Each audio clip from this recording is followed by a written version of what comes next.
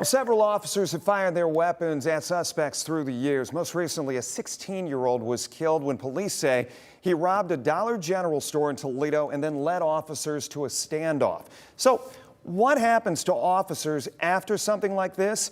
Kaylee Marentat, she's been highlighting first responder mental health for months now. And Kaylee, what can you tell us about this past shooting? Jeff, the family of Jamison Turnbull, the 16-year-old that was shot and killed, their family will be forever changed. Those officers who were involved in the incident also have to deal with this. When an officer shoots someone, it can impact their family, their social life, and is something that they'll remember. It's a heavy decision that officers have to make in a split second. But thankfully, Toledo police are finding more and more ways to help police after making that tough call.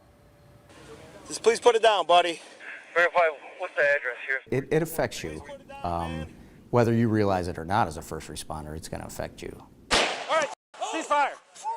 You fired a lethal weapon Send medical. in the direction of a person to try to stop a threat. You do that to try to stop the threat, but you have to realize that on the periphery, there's another person. That other person was 16-year-old Jamison Turnbull, a teen accused of robbing a Dollar General on April 14th. We have about 35 officers on the scene because it was an incident that led to a foot chase that led to the standoff. This is Sergeant Eric Welling. He specializes in officer well-being and mental health. He says after a shooting like this, there's a lot of procedures and protocols to follow. The 8 officers who shot at Turnbull were placed on a mandatory 3-day leave. The way that it's currently set up, they take their critical incident days and then they go right back to the job. A quick switch having to go back to normal. Newly sworn-in Chief Mike Troendle recently started mandating counseling and support sessions. Now they have an excuse to say, the chief's saying I have to go, so I guess I'm going to go. So it's all about reducing the stigma of attending these sessions. Then they have the opportunity to talk with officers who have been in past officer-involved shootings.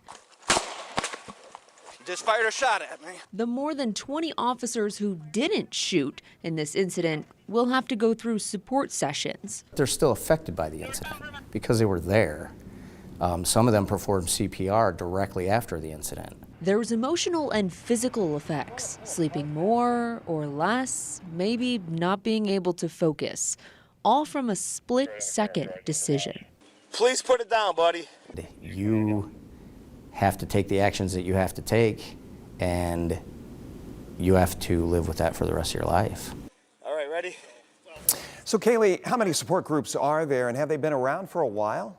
There's 3, and there's a peer support group with nearly 50 people in it. Then there's a critical incident stress management team and officer-involved shooting team. These were actually just introduced into the department about a year and a half ago, so there's been a lot of good progress recently in mental health for police in Toledo.